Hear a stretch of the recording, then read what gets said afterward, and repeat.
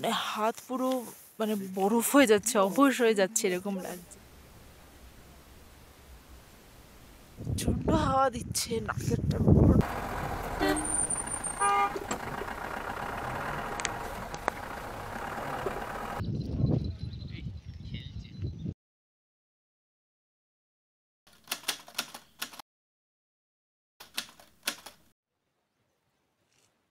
Hello everyone, তোমরা সবাই কেমন আছো? আজ 11ই মার্চ 2025, সময় এখন 7টা বেজে 9। এখন টুমলিংয়ের টেম্পারেচার দেখাচ্ছে 5-6 ডিগ্রি। আর চারিদিকে দেখতেই পাচ্ছ সুন্দর একটা মিষ্টি রোদ উঠেছে। তো শুরু করছি আজকে সান্দাকফু ট্রিপের 3rd এপিসোড। আশা করি আগের ভিডিওগুলো তোমরা দেখেছো। এর আগের দুটো ভিডিওতে কিন্তু আমরা টুমলিং অবধি কীভাবে এসেছি পুরো ডিটেলস আমি দিয়ে দিয়েছি। Good morning. আজকে আমাদের সান্দাকফু ট্রিপের সেকেন্ড দিন। আমরা আছি টুমলিংয়ে। কালকে রাতে আমরা টুমলিংয়ে স্টে করেছিলাম। আজকে আমরা যাব সান্দাকফুতে। এখান থেকে ব্রেকফাস্ট করে তারপর আমরা বেরিয়ে পড়ব। এখানে সময় 9:45 মতো। তো সকালের দিকে একটু রোদ উঠেছিল, এখন নেই, এখন একটু মেঘলা হয়ে আছে। তো মাঝে মাঝে রোদ উঠছে আবার মেঘলা হচ্ছে। রোদ উঠলে কিন্তু অতটাও ঠান্ডা লাগছে না, কিন্তু মেঘলা হয়ে গেলে বেশ ঠান্ডা লাগছে। আর মানে হাত পুরো মানে বরফ হয়ে যাচ্ছে, অবশ হয়ে যাচ্ছে এরকম লাগছে। মানে খুব একটা টাওয়ার পাওয়া যাচ্ছে না। বিএসএনএল তো একদমই টাওয়ার নেই। ভোডাফোনের মাঝে মাঝে পাওয়া যাচ্ছে, বাইরে এলে, রুম থেকে পাওয়া যাচ্ছে না। আর জিওটাও সেম, বাইরে এলে পাওয়া যাচ্ছে কোথাও কোথাও, কিন্তু সব জায়গাতে পাওয়া যাচ্ছে না। একটু দয়া মায়া নেই তোর মধ্যে? একটু কি সুন্দর কুকুরটা। ওই কুকুরটা আরো সুন্দর লাগছে। কুকুরটা ভালো, সবই ভালো। এই তোর ভিডিও তুলো না তুই সর। আরে রাস্তাটার ভিডিও করছি।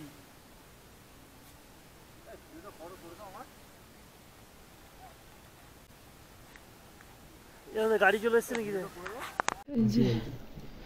সকালবেলা ব্রেকফাস্ট। এরা খাচ্ছে হচ্ছে ম্যাগি, আমরা খাচ্ছি হচ্ছে রুটি, আর এটা কি ছোলার তরকারি। খুব সুন্দর তাই।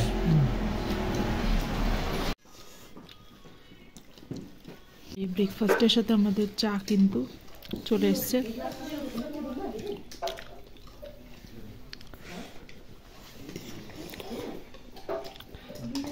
10:30 মতন বাজে। এখন আমরা বেরিয়ে পড়ছি সান্দাকফুর জন্য।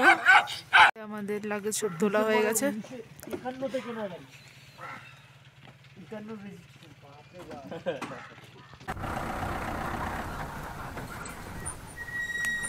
এটা হচ্ছে সিঙ্গালিলা ন্যাশনাল ফরেস্টের এন্ট্রি গেট। এখান থেকে পারমিশন করিয়ে তারপরে যেতে হবে। আমরা কিন্তু ঢুকে গেছি সিঙ্গালিলার ভেতরে। 1992-তে এই সিঙ্গালিলা ন্যাশনাল পার্ক হিসাবে ঘোষণা করা হয়। এই জায়গাটা ফেমাস রেড পান্ডার জন্য। আমাদের ওয়েস্ট বেঙ্গলে এই একমাত্র জায়গা আছে যেখানে তাদেরকে ন্যাচারাল হ্যাবিটেটে দেখা যায়। রেড পান্ডা ছাড়াও হিমালয়ান ব্ল্যাক বিয়ার, ক্লাউডেড লেপার্ড, আরও অনেক ধরনের পাখি তোমরা এখানে দেখতে পাবে। এছাড়াও আরও অনেক ধরনের প্রাণী তোমরা এখানে দেখতে পারো যদি ট্রেকিং করে যাও। আমাদের ভীষণ ইচ্ছা ছিল রেড পান্ডা দেখার, তবে রেড পান্ডা তো দেখতে পাইনি, কিন্তু অনেক ধরনের পাখির আওয়াজ শুনতে পেয়েছি। সাইডে যে ঝোপগুলো দেখতে পাচ্ছ এগুলো হচ্ছে বাঁশঝাড়, সরু সরু কচি বাঁশঝাড়। এইগুলোই হচ্ছে রেড পান্ডা খায়। আমরা শুনছিলাম এরকম মেঘলা ওয়েদারে কিন্তু রেড পান্ডা খুব একটা বেশি দেখা যায় না। যদি অবশ্যই গাইড নিয়ে জঙ্গলের ভেতরে ঢুকে একটু ঘুরে দেখা যায় তাহলে কিন্তু রেড পান্ডা দেখাও যেতে পারে।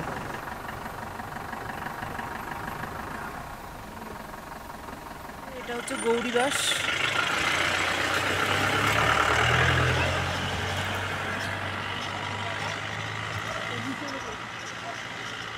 কি লাল সাদা রডোডেনড্রনের গাছ। এই যে দেখা যাচ্ছে।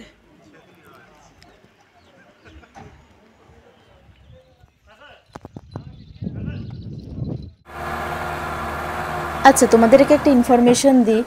মানেভঞ্জন থেকে সান্দাকফু যাওয়ার সময় আমরা যে গাড়ি নিয়ে গেছি বা যত পারমিট হয়েছে রাস্তাতে বা নেপালে ঢুকছি গাড়ি নিয়ে, তার জন্য কিন্তু কোনো ধরনের আমাদের টাকা পয়সা কোথাও দিতে হয়নি। মানেভঞ্জনে গাড়ি নেওয়ার সময় আমাদের যত পারমিট ছিল আমাদের, আর হচ্ছে গাড়ির পারমিট যা কিছু ছিল সব মানেভঞ্জনই আমাদের কমপ্লিট হয়ে গেছে। রাস্তায় কিন্তু কোনো ধরনের কোনো টাকা পয়সা কিন্তু আমাদের লাগেনি।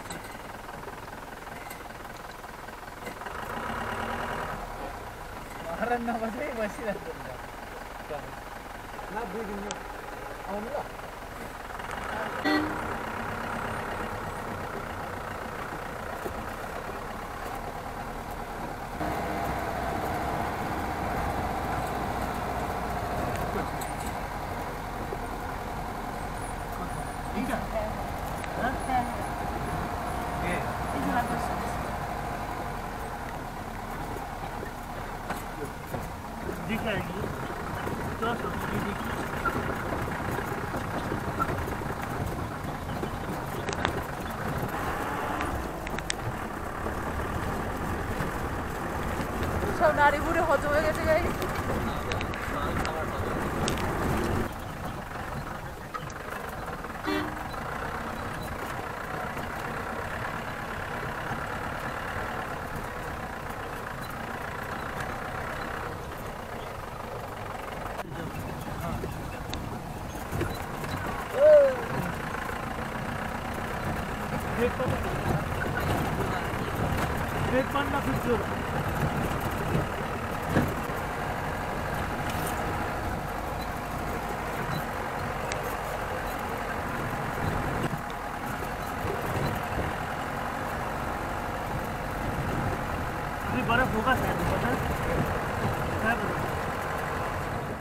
এই যে আমরা এখন পৌঁছে গেছি কালাপোখরিতে। ওই যে সোজা রাস্তাটা দেখতে পাচ্ছ, মানে যেটা ডান দিকে চলে যাচ্ছে, সেই দিকটা হচ্ছে হয়তো বাইক নিয়ে আসে, আর আমরা সোজা উপরের দিকে উঠে যাব। এই যে কালাপোখরি লেখা 3186 মিটার। আর এই যে সামনে লেকটা, হয়তো ক্যামেরাতে শোনা যাচ্ছে না, আমি কিন্তু প্রচুর পাখির আওয়াজ শুনতে পাচ্ছি, প্রচুর পাখির আওয়াজ। আমি যদি কোনো পাখির ছবি বা ভিডিও তুলতে পারি সেটা আমি তাহলে দিয়ে দেবো ভিডিওতে। এমনি খালি চোখে অনেক পাখি দেখতে পাচ্ছি, মানে সেকেন্ডের মধ্যে উড়ে যাচ্ছে, সেজন্য ছবি তোলা যাচ্ছে না। চারিদিকের ওয়েদারটা কিন্তু এখনও বেশ মেঘলা, বেশ ভালো লাগছে। আর এখানে থাকার ব্যবস্থা বলতে আছে, কয়েকটা হোমস্টে আছে, তোমরা চাইলে এখানে থাকতে পারো। এখন ওই প্রায় 12টা মতন বাজে, আমরা লাঞ্চও করতে হবে, তবে এখন করব না, আমরা একটু আগে গিয়ে লাঞ্চটা করব। ওই যে উপরে যে বাড়িঘরগুলো দেখতে পাচ্ছ, তো ওইখানেই আছে সব তোমার হোমস্টে। অনলাইনে বা ফোন করে মেসেজ করে তোমরা বুক করে নিতে পারবে। আর চারিদিকটা দেখতে পাচ্ছ কোথা থেকে এই মেঘগুলো চলে এসে পুরো অন্ধকার করে দিচ্ছে চারিপাশটা। প্রচন্ড হাওয়া দিচ্ছে, নাকটা পুরো ঠান্ডা হয়ে আছে। যদিও পুরো স্পষ্ট বোঝা যাচ্ছে না ফোনের ক্যামেরাতে, কিন্তু মানে আচ্ছা, এই ভিডিওটা আমি এখানেই শেষ করছি। এরপরে আরও ভিডিও দিলে ভিডিওটা অনেকটা বড় হয়ে যাবে। ভিডিওটা ভালো লাগলে অবশ্যই লাইক করো, শেয়ার করো, আর এর পরের পার্টগুলো দেখতে হলে কিন্তু অবশ্যই সাবস্ক্রাইব করতে হবে। তো চলো আজকের মতন টাটা, দেখা হবে আরেকটা নতুন ব্লগে।